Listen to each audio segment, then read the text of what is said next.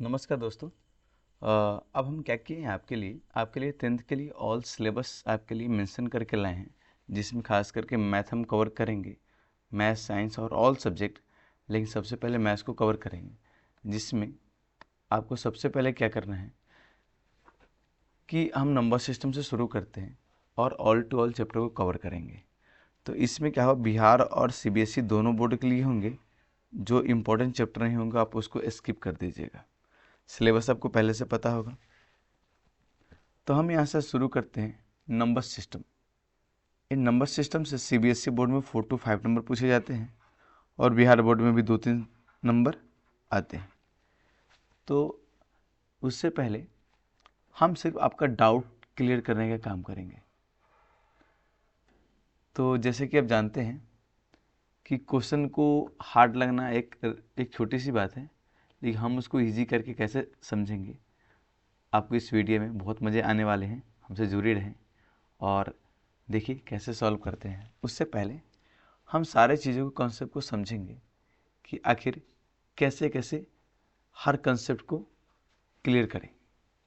तो सबसे पहले लर्न ऑब्जेक्टिव में क्या देखेंगे हम लोग, ए यूक्लिड डिवीजन लेमा क्या होता है और इसका एल्गोरिथम क्या होता है। इनको समझने के लिए सबसे पहले उसके बाद हमें समझना पड़ेगा एलसीएम और एचसीएफ, फिर रेशनल और इरेशनल नंबर, उसके बाद इरेशनलिटी स्टैंडर्ड प्रूफ, जैसे कि √3 को कैसे प्रूव करते हैं, √4 को कैसे प्रूव करते हैं, √2 को कैसे प्रूव करेंगे। उसके बाद एक क्वेश्चन यहाँ से बनता है कि टर्मिनेटिंग डेसिमल और नॉन टर्मिनेटिंग डेसिमल क्या है, और रिक्यूरिंग, इसको तो भूलिए मत, इससे क्वेश्चन तो जरूर जरूर बनता है। अब आता है बोर्ड क्वेश्चंस में स्टेप बाय स्टेप को हम सॉल्व करना सीखेंगे कि कैसे सॉल्व करते हैं। अब आते हैं क्या कि सबसे पहले आप नंबर को जानो कि नंबर होता क्या है। हम बचपन से पढ़ते आ रहे हैं। तो सबसे नेचुरल नंबर, इसको हम लोग बोलते हैं प्राकृत संख्या। प्राकृत संख्या, तो प्राकृत संख्या जो होता है वो होता है 1 से स्टार्ट, 2 से ऐसे करके 4, 5, 6 और जाता है इनफाइनाइट तक, यानी कि अनंत तक। होल नंबर को बोलते हैं हम लोग पूर्ण संख्या, और पूर्ण संख्या हमेशा शुरू होता है 0 से, 1, 2, 3, 4, और ये भी जाता है कहाँ तक, इनफाइनाइट तक। उसके बाद में इंटीजर आते हैं। इंटीजर मतलब होता है पूर्णांक। अब पूर्णांक क्या होता है, आपका पूर्णांक जैसे कि पूर्णांक अगर देखा जाए तो एक लाइन है, अगर यहाँ एक 0 है तो इधर पॉजिटिव हो जाएगा यानी कि धनात्मक, और इधर ऋणात्मक। तो इधर चलेगा तो 1, 2, 3, 4, ये प्लस में चलेंगे, और इधर चलेंगे -1, -2 और -3, ऐसे करके चलते रहते हैं। अब रेशनल नंबर में क्या होता है, एक यहाँ पर दिया गया p/q। अब इसको समझिए, p, q एलिमेंट z और q नॉट इक्वल टू 0। इसका मतलब समझाते हैं आपको कि अगर कोई भी रेशनल नंबर है, रेशनल नंबर यानी कि परिमेय संख्या, अगर कोई भी परिमेय संख्या है तो उसको सबसे पहले इसको p/q में q के रूप में हम लोग लिख सकते हैं, यानी p/q के फॉर्म में इसको हम लिख सकते हैं। और p एंड q ये दोनों क्या होंगे, ये दोनों पूर्णांक होंगे, दोनों पूर्णांक होंगे।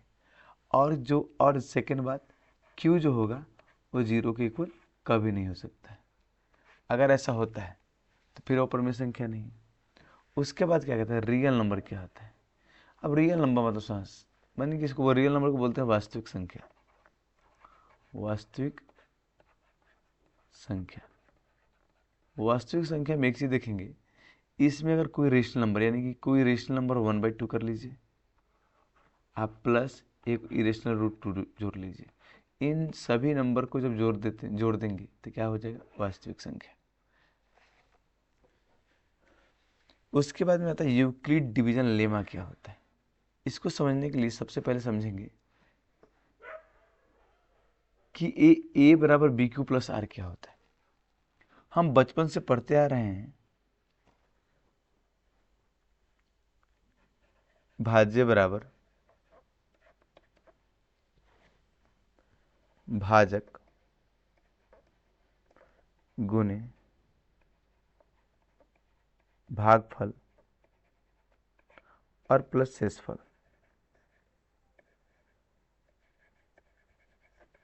ये हम लोग बचपन से पढ़ते आ रहे हैं।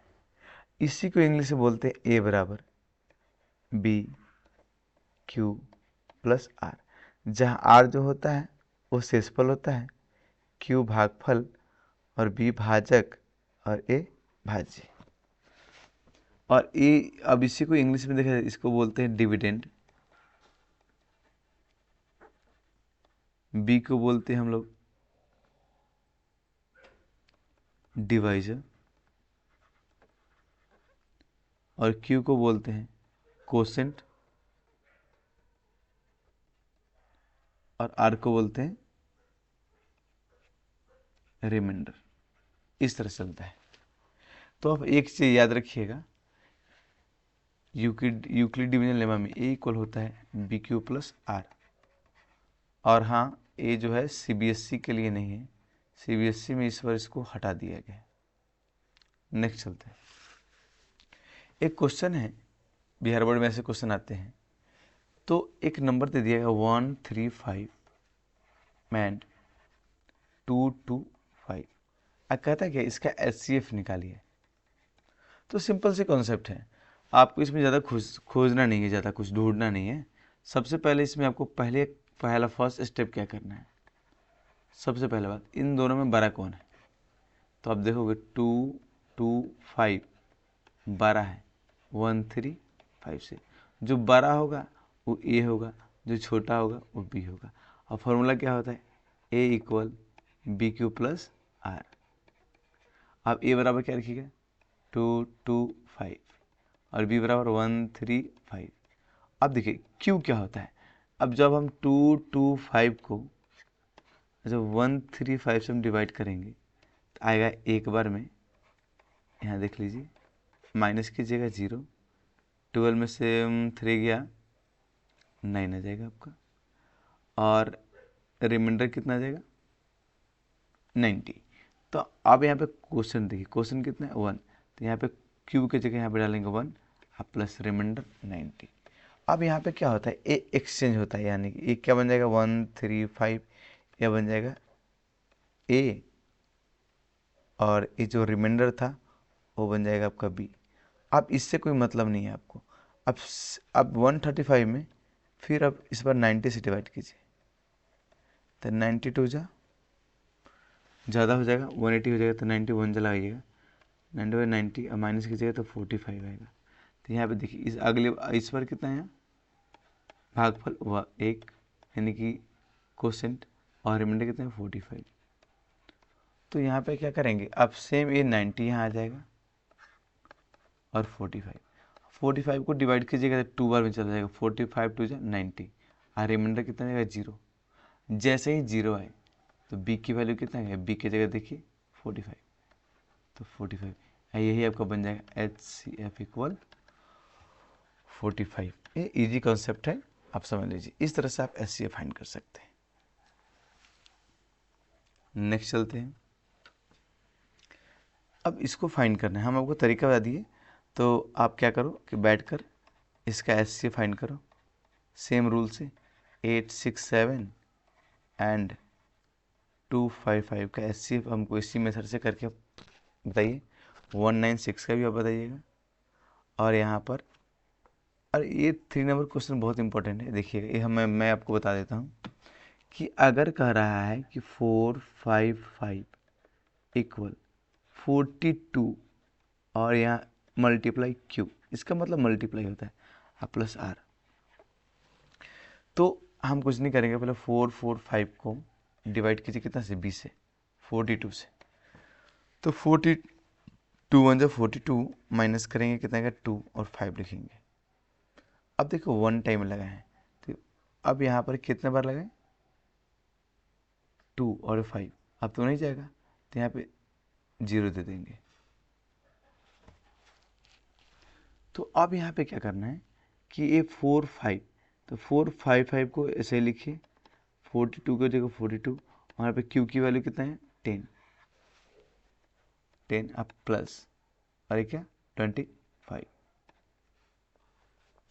अब क्या करिए, ये 42 यहाँ आ जाएगा, ये 42 यहाँ आ जाएगा, और ये 25 यहाँ पे आ जाएगा। अगली बार क्या करना है, इस 42 को अब 25 से डिवाइड करना है, तो 1 कितने 25 माइनस करेंगे 12 में से, इसमें से कर लेंगे 12 में से 5 गया 7 1 17।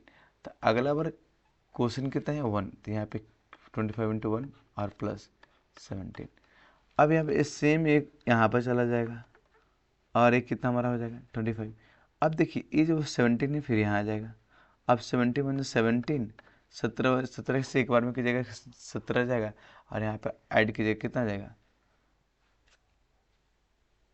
3 और 8, यहाँ पे 8 आ जाएगा। अगले बार ये 17 यहाँ आ जाएगा, ये फिर यहाँ आ जाएगा, 8 टू से फिर 16 लगाइए, और प्लस कितना रिमाइंडर आ जाएगा 1, फिर 8 को यहाँ रखिए, फिर 1 से लाइए 1 8 जा 8, और कैंसिल हो गया।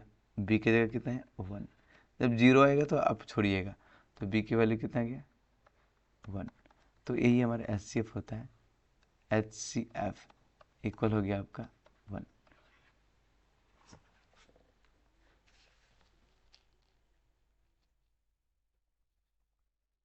अब क्या है कि कंपोजिट नंबर, ये समझने के लिए बहुत इंपॉर्टेंट है, इससे बहुत सारे क्वेश्चन बनते हैं कि कंपोजिट नंबर को प्राइम नंबर के प्रोडक्ट के रूप में लिखा जा सकता है।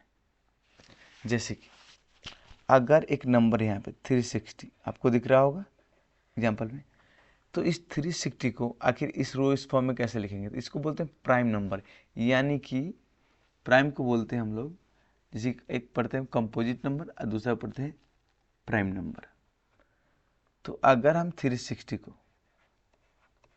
अभाज्य गुणनखंड, इसको क्या बोलते हैं प्राइम नंबर को अभाज्य गुणनखंड, तो 2 से करेंगे 2 एकम 2, 2 अठे 16 180, फिर 2 से करेंगे 90, इसको आधे आधे करके चलते रहिए, और 45 है इस तरह, इसको भी कीजिएगा तो कितना जाएगा, अब ये तो 3 जाएगा, 3 1 3 3 5 15, फिर 3 5 15।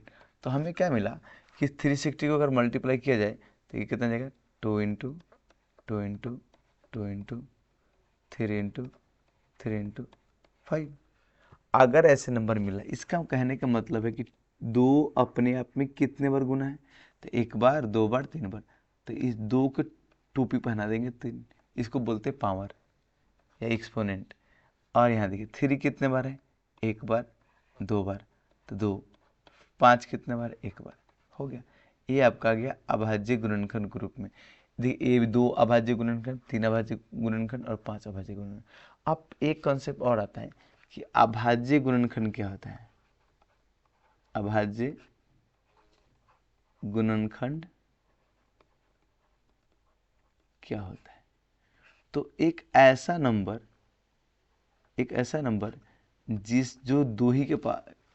जिसका 2 ही फैक्टर हो सकता है या गुना हो सकता है। जैसे कि या तो 2 एक के टेबल में आएगा, या तो अपने आप के टेबल में आएगा। तो एक ऐसा नंबर जो या तो 1 से भाग जाए या तो अपने आप से, वैसे नंबर को बोलते हैं अभाज्य गुणनखंड। अब आता है भाज्य गुणनखंड क्या होता है। भाज्य मतलब कंपोजिट, इसी अभाज्य को बोलते हैं प्राइम नंबर। अब आता है कि अभाज्य, अब आता है कि ये हो गया अभाज्य, एक भाज्य। भाज्य मतलब कंपोजिट नंबर। अब इस नंबर को कैसे पहचानते हैं, इस नंबर को पहचानने का एक सबसे अच्छा तरीका है कि एक ऐसा नंबर होना चाहिए जो एक और अपने आप के टेबल में आना ही होगा, और किसी और के भी टेबल में आए, तो वो होता है हमारा कंपोजिट नंबर। जैसे कि एक 4 कोई नंबर है, 1 के टेबल में आता है, 4 के टेबल में, देखिए 2 के भी टेबल में आता है, तो जिसका फैक्टर 2 से ज़्यादा है वो हो जाएगा कंपोजिट, और जिसका फैक्टर 2 है वो हो जाएगा अभाज्य गुणनखंड। तो एक क्वेश्चन यहाँ बनता है कि सबसे छोटा अभाज्य गुणनखंड, छोटा अभाज्य गुणनखंड, अभाज्य गुणनखंड अभाज्य संख्या कौन होता है, तो सबसे छोटा अभाज्य संख्या 2 होता है, और सबसे छोटा भाज्य संख्या 4 होता है। याद रख लीजिएगा इसको। नेक्स्ट चलते हैं। कहता है कि एचसीएफ में कॉमन प्राइम और मिनिमम पावर लेते हैं और एचसीएफ में सभी प्राइम नंबर की मैक्सिमम पावर लेते हैं। आखिर ऐसा क्यों? तो अब समझिएगा, एक क्वेश्चन है कि 72 और 90 का हम लोग एचसीएफ कैसे निकालते हैं और एलसीएम कैसे निकालते हैं। तो एक तो हम लोग बचपन में पढ़ते हैं कि 72 और 90 के बीच में कैसे निकालते हैं। ये तो आसान है, तो हम लोग पढ़ते आ रहे हैं। ये 36 हो जाएगा, ये 45 और ये हो जाएगा 3 से 3 एकम 3, 3 दूना 6, ये 3 एकम 3, 3 बचे 15, फिर 3 से लगाएंगे, 3 चौके 12, 3 बचे 15। तो हमें इस तरह से एलसीएम हम निकाल सकते हैं, 2 गुने 3 गुने 3 गुने 4 गुने 5। ये हुआ बचपन का तरीका। 2 ते 6, 6 3 18, 18 पचे 90, 90 चौका 360। ये तो हो गया बचपन वाला तरीका। लेकिन अब हम लोग ना प्राइम जो फैक्टर जो पढ़े हैं उसको मेथड का भी यूज करके निकालते हैं। तो 72 को निकालेंगे 2 से 36, 2 से 18, 2 से 9 और 3 से 3। तो हमें यहाँ पर इस तरह से निकालिए। फिर इसी तरह 90 का भी निकाल लीजिए। तो ये बाबू ये 2 से निकालेंगे 45 बार में। अब तो 2 से नहीं जाएगा तो 3 से लगा लेंगे, 3 एकम 3, 1 चल जाएगा, 3 पचे 15 और फिर 3 पचे 15। यानी कि जो 90 का निकालिए इतना आ गया। अब इसको क्या कर लेंगे, अब अगले बार क्या करें, इसको पावर के रूप में। तो 72 को हम लोग लिख सकते हैं कि 72, देखिए 2 कितने बार है, 1 2 3, तो हम लोग लिखेंगे 2 के पावर 3 गुना ये 3 कितने बार, 1 2, तो 3 यहाँ 3 के पावर 2 लिख लेंगे। सेम अब 90 का निकाल लेंगे। 90 का 2 कितना बेचारा, 2 एक ही बार है, तो 2 के पावर में 1 ही लिखेंगे, मल्टीप्लाई। और आया है 3 के पावर 2, तो 3 कितने बार लिखेंगे, 2 बार। और 5 कितने बार है, 1 बार, तो 1 लिख दिए। अब यहाँ से सबसे पहले आप एचसीएफ सीख लीजिए। तो एचसीएफ में क्या कहा है कि एचसीएफ में कॉमन प्राइम नंबर की मिनिमम पावर, मिनिमम मतलब सबसे छोटा, यानी कि देखिए एचसीएफ में ये दोनों मिल रहा है, लेकिन यहाँ पावर 3 है, यहाँ पावर 1 है। तो मिनिमम मतलब होता है छोटा, मिनिमम मतलब छोटा, आप प्राइम मतलब अभाज्य। तो मिनिमम में देखिए 1 है, सबसे छोटा कितना 1, 3 1 है या 3 बड़ा है या 1, 3 बड़ा है, 1 छोटा, छोटा को लेना है, 2 के पावर 1 ले लेंगे गुना। इसमें देखिए 3 के पावर 2 है, 3 के पावर 2, दोनों सेम है, तो हम यहाँ से दोनों सेम के बदला 1 ले लेंगे। यहाँ देखिए सेम नहीं है, दोनों में कॉमन नहीं, तो छोड़ देंगे। इस प्रकार के 2 गुने 3 3 9, 9 में 2 से जब गुना करेंगे तो कितना 18, यानी कि 18 हमारा क्या आ जाएगा एचसीएफ। देखिए 18 एचसीएफ आया। अब निकालेंगे एलसीएम। एलसीएम में देखिए, एलसीएम में क्या करते हैं, एलसीएम में इसमें बड़ा को लेते हैं। बड़ा कितना हो गया 3, 2 के पावर 3 मिलने वाला में से। और देखिए 3 में कौन बड़ा है, तो कोई भी बड़ा नहीं है, सब बराबर है, तो इनमें 1 ही लेंगे। और ए बेचारा नहीं है बराबर, उसको भी लेंगे। अब कितना हो जाएगा, 2 के पावर 2, 2 दूना 4, 4 दूना 8, दूना 16, नहीं 2 के पावर 3 है ना, 2 के पावर का 3 का मतलब होता है कि 2 गुने 2 गुने 2, तो 2 दूना 4, 4 दूना 8, यानी कि 8 हो जाएगा। फिर गुना 3 के पावर 2 है, यानी कि 3 3 9, फिर गुना 5। इस प्रकार आप देखिए बाबू कि 9 8 72, अब 72 में 5 से गुना कर दीजिए, तो 5 दूना 10 के 0, 5 से 35, 1 36। तो इस प्रकार भी नंबर हमारा क्या आया, एमसीएम से आया। नेक्स्ट चलते हैं। कहता है कि इन एलसीएम और एचसीएफ में संबंध क्या होता है। आगे कोई ना कोई तो रिलेशन होता होगा। तो रिलेशन क्या होता है सुनिएगा, कि मान लीजिए कि एचसीएफ है, अब कोई नंबर दे रखा है ए और बी का एचसीएफ। सिमिलरली अगर एलसीएम है और एलसीएम भी इसका ए और बी का एलसीएम हम लोग लेते हैं, तो कुछ ना कुछ नंबर आएंगे। तो एक फॉर्मूला यहाँ से बनता है कि एलसीएम गुने एचसीएफ इक्वल ए गुने बी।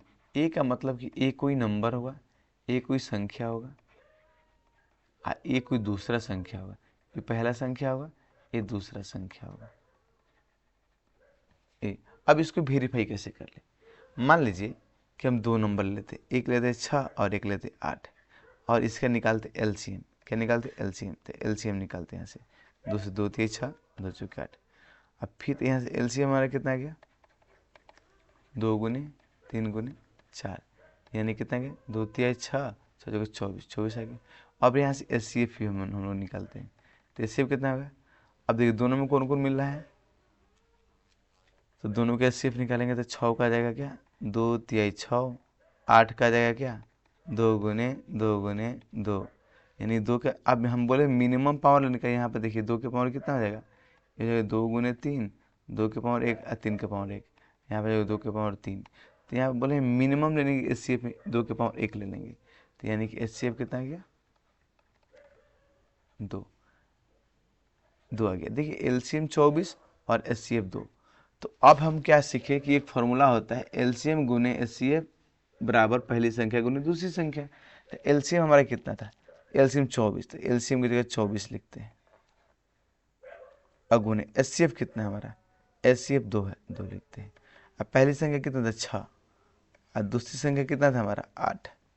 अब यहाँ पे देख लीजिए 24 2 ना 48, 48, 6 48, यानी कि दोनों सेम है। तो रिलेशन यही होता है कि दोनों आखिर सेम कैसे। नेक्स्ट क्वेश्चन पे चलते हैं। अब आता है कि इन दोनों को प्राइम फैक्टराइजेशन से प्राइम कैसे हम लोग एलसीएम एचसीएफ निकालते हैं, हम आपको बता चुके हैं। क्या अब देखिए इस क्वेश्चन में देखिएगा, इसमें क्या है कि इसका एचसीएफ और एलसीएम का फाइंड करने के लिए, तो यहाँ देखिए 84 और 126 का जो हमारा एचसीएफ दे रखा है, एचसीएफ इतना इतना का दे रखा है 42, कह रहा है कि एलसीएम बताइए। तो एक हम क्वेश्चन एक हम लोग सीखे हैं कि एलसीएम गुने एचसीएफ इक्वल फर्स्ट नंबर यानी कि पहली संख्या अगुने दूसरी संख्या। तो अब देखिए एलसीएम कितना था नहीं पता, तो एलसीएम को एलसीएम ही रहने दीजिए, और गुने एचसीएफ कितना है 42, अब पहली संख्या कितना है 84, और दूसरी संख्या 126। अब देखिए मल्टीप्लाई है तो उधर जाएगा डिवाइड में हो जाएगा, तो उधर नहीं, हमें यहाँ से क्या करते हैं कि तो हमको 42 को हटाना है, तो 42 को दोनों तरफ से डिवाइड कर देते हैं। अब 42 को डिवाइड करेंगे तो 42 से 42 कैंसिल, हमारा बच जाएगा एलसीएम। इधर देखिए 42 2 जा 84, तो हमें कैसे आ गया 2 × 1 2 6, एलसीएम इक्वल हो जाएगा हमारा 2 6 12, 2 2 4, 4 1 5 और 2 1 2, तो हमारा 2 5 2 आ जाएगा। इसी तरह से देखिए दो संख्या के एचसीएफ दे रखा है, एलसीएम दे रखा है, एक संख्या दे रखा है दूसरी संख्या, सेम इसी फॉर्मूला का यूज कीजिए, हमको आंसर फाइंड करके बताइए।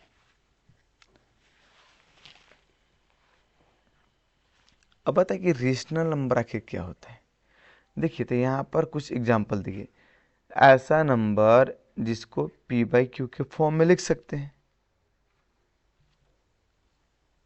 आज जहाँ q जो होगा 0 के इक्वल नहीं होगा, इतना हमने देख चुका है।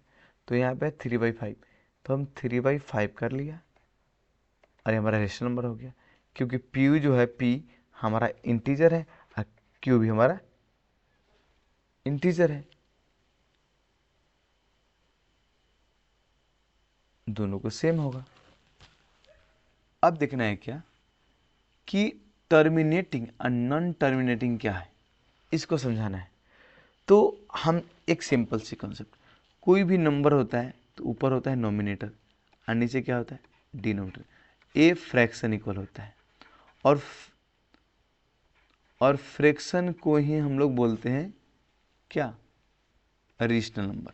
अगर फ्रैक्शन को मतलब भिन्न, फ्रैक्शन का मतलब भिन्न बोलते हैं, p/q के रूप में होता है, यानी कोई भी क्यू टर्म अगर q इक्वल अगर a n के फॉर्म में हो और 5 to m के फॉर्म में हो, अगर इतना नंबर है तो वो नंबर टर्मिनेटिंग हो जाएगा।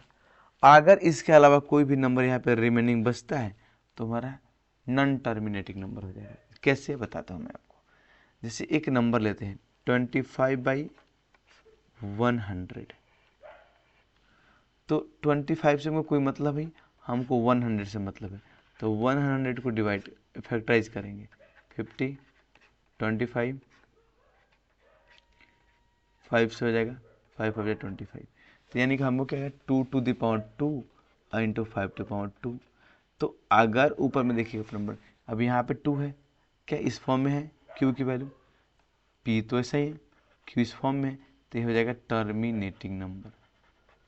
ये 2 भी, सिर्फ 2 भी आएगा रिमेनिंग, या 5⁻2 आएगा, फिर भी हमारा क्या हो जाएगा टर्मिनेटिंग। लेकिन इसके अलावा कोई अगर नंबर यहाँ पे 7 होता और तब हमारे क्या था नॉन टर्मिनेटिंग, ऐसा नंबर था नहीं, तो हमारा क्या हो जाएगा टर्मिनेटिंग नंबर। अब बताइए क्या कि आखिर इरेशनल नंबर क्या होता है। फर्स्ट एग्जांपल दे रखा है √2। √2 में देखिए कि इसको हम फ्रैक्शन में कन्वर्ट नहीं कर सकते हैं, क्योंकि √2 का वैल्यू होता है 1.141, ऐसे करके डॉट डॉट करके चलता जाता है। और इसका जो नंबर जो होता है वो सेम नंबर रिपीट नहीं हो बल्कि होकर अलग अलग नंबर रिपीट करते हैं। अगर अलग अलग रिपीट करते हैं तो इस क्वेश्चन को कैसे बनाते हैं उसके लिए आगे हम लोग देखेंगे। अब चलते हैं नेक्स्ट क्वेश्चन। एक क्वेश्चन पहले, ये पाई को मैं थोड़ा बता देता हूँ। ये पाई आखिर इरेशनल नंबर क्यों है। पाई पर बहुत ज़्यादा चर्चा हो रखा है। पाई का वैल्यू होता है 22/7। तो यहाँ से क्वेश्चन बनता है कि पाई क्या है। तो पाई एक अपरिमेय संख्या है। अपरिमेय मतलब इरेशनल नंबर है। कैसा नंबर है? इरेशनल। क्यों? क्योंकि पाई का जो ये वैल्यू होता है ये होता है अप्रॉक्स वैल्यू। अप्रॉक्स मतलब कि माना गिना चुना वैल्यू है, ना कि ये फिक्स वैल्यू है। इसको लगभग में माना गया है। तो अगर पूछेगा पाई क्या है तो बोलिएगा अपरिमेय संख्या, और पूछेगा 22/7 क्या है तो लिखिएगा परिमेय संख्या। ये आप यानी कि रेशनल नंबर, ये आप याद रखिएगा। बार बार क्वेश्चन पूछता है यहाँ से और बच्चे फंसते हैं, इसीलिए हम आपको कॉन्सेप्ट क्लियर कराते हुए चल रहे हैं। नेक्स्ट क्वेश्चन चलते हैं। अब यहाँ पे क्या है कि √2 को साबित करना है कि ये परिमेय संख्या है कि नहीं। तो हम इसको एक एज्यूम कर लेते हैं कि √2 है जो p/q के रूप में है, जहाँ p और q क्या है प्राइम नंबर है। अब दोनों तरफ क्या करेंगे स्क्वायर कर लेंगे। तो √2 का जैसे स्क्वायर करेंगे 2 बच जाएगा, और इसका स्क्वायर करेंगे q²/q²। तो यानी क्रॉस मल्टीप्लाई जब करेंगे तो हमारा p² = 2q²। यानी कि इसीलिए p जो है इवन नंबर है। अब p जब इवन नंबर है तो हम क्या क्या कर लेते हैं, p के एक लिए एक नंबर है, हम एक आइडेंटिटी मान लेते हैं q जो एक नंबर है। तो हम फिर क्या देखने को मिला कि 4q जो है वो 2q के स्क्वायर के बराबर है। यानी q इक्वल क्या हो जाएगा 2k²। वो भी q ही हमारा इवन नंबर है। अगर दोनों इवन नंबर है तो कोप्राइम होना इम्पॉसिबल है, और इम्पॉसिबल बाई कंट्राडिक्शन रूल कि ये नंबर क्या हो जाएगा अपरिमेय यानी कि इरेशनल नंबर हो जाएगा। इसी तरह आप इसको प्रूव कर लीजिएगा, इसको प्रूव कर लीजिएगा, इसको प्रूव कर लीजिएगा। अब बताए क्या,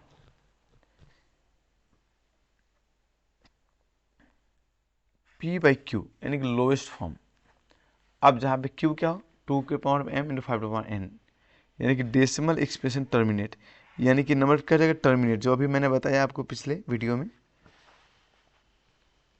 तो यहाँ पे 2m × 5/m इस रूप में रहेगा तो टर्मिनेट कर जाएगा।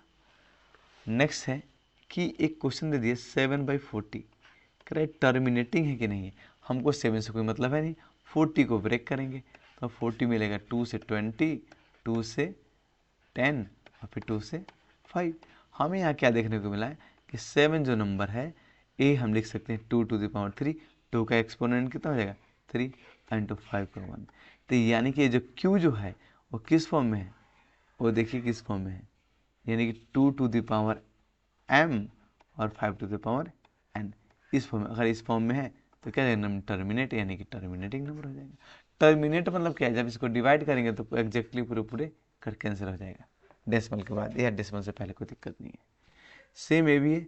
अब ये 5/12 को बताते हैं। 5/12 कैसे है, 5/12 12 को फैक्टराइज कीजिए तो 2 से 6, 2 से 3, यानी कि 7/2 के पावर में 2 और 3 के पावर में 1, यानी कि 2 तो यानी कि 2 के पावर 2 तो है लेकिन 5 नहीं है। यहाँ पे एक एक्स्ट्रा नंबर 3 हो गया और 3 से डिविजिबल नहीं है, तो नंबर क्या हो जाएगा? नॉन टर्मिनेटिंग नंबर हो जाएगा, नॉन टर्मिनेटिंग नंबर हो जाएगा। नेक्स्ट चलते हैं।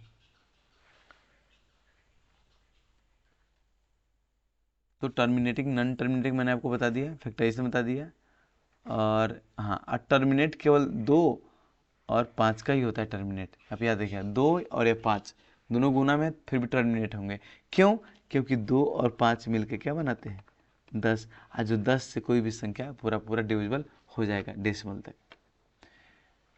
अब इसमें आपको नॉन टर्मिनेटिंग फाइंड करना है, टर्मिनेटिंग फाइंड करना है, ये हमको बताना है। कल का आपका होमवर्क है, सब आपको करके बताना है मुझे। और यहाँ पर भी ये डेसिमल में है, फिर भी आपको पता करना है कि टर्मिनेटिंग है या नहीं। अगर कोई भी नंबर डेसिमल में है, इसको सिंप्लीफाई करना है तो डेसिमल हटाएंगे और डेसिमल के बाद में कितने डिजिट है? 1 2 3, तो 3 0 डाल दीजिएगा, हो गया 3375/1000। अब इसको कैंसिल कर लीजिएगा, छोटा कर लीजिएगा, हो गया आपका आंसर। नेक्स्ट चलते हैं। अब क्या करता है कि without actual division determine the इतना इज टर्मिनेटिंग, मतलब इसको डिवाइड नहीं करना है और आपको बताना है कि 77/210 एक टर्मिनेटिंग नंबर है। तो हम यहाँ से क्या कर लेते हैं, 2 नीचे डिनोमिनेटर का हम लोग फैक्टराइज कर लेते हैं। तो 2 से आ जाएगा 2 1 2 0 2 5 10, फिर 2 से करेंगे आ जाएगा, 2 से नहीं जाएगा तो इसको 3 से 3 3 9 और 3 5 15। अब इसको ले लें 7 से 7 5 35। अब यहाँ पे मुझे क्या मिला कि 77/2 के पावर में 1, 3 के पावर में 1, 7 के पावर में 1 और 5 के पावर में 1। तो 7 से तो चलिए 11 बार में चला गया। अब यहाँ पे 2 और 5 ये तो मिल रहा है, पर 3 एक्स्ट्रा बच गया।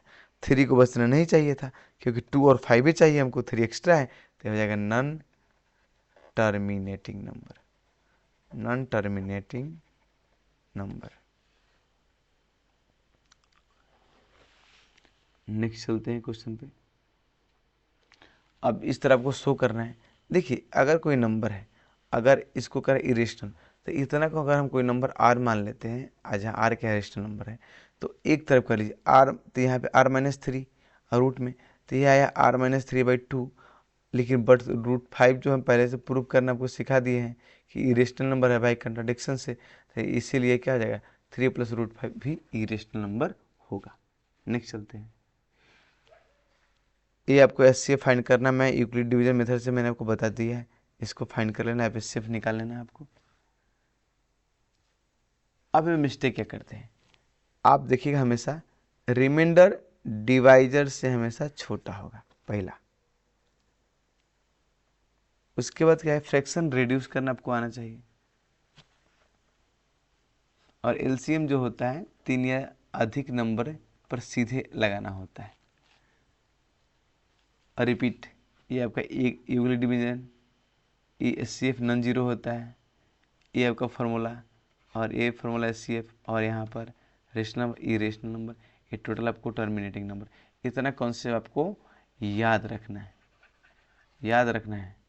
डू रिमेंबर, आपका ये होमवर्क है, याद होना चाहिए। कल हम आएंगे, आपका चैट बॉक्स हम पढ़ेंगे और मुझे आपको बताना पड़ेगा कि कैसे कैसे इसको सॉल्व किए। नेक्स्ट क्वेश्चन, ये सारे आपका होमवर्क है, आपका होमवर्क है, आपको पूरा करना है, आप जैसे कीजिए। और बहुत ही इम्पोर्टेंट है, आप मेरे साथ रहिएगा, आपका मैथ्स में कोई डाउट नहीं रहेंगे, 100/100 आएंगे, कोशिश रहेगा हमारा आपकी मेहनत से। और आपको आंसर की दे रखा है, इसका आंसर भी दे रखा है, आपको पता करना है और आंसर उसके बाद हमको बताना है। चलिए, थैंक यू। इसकी तरह से अब हम सेशन को इन करते हैं, कल मिलते हैं आपसे। वीडियो को पूरा पूरा वॉच कीजिएगा। Thanks for watching.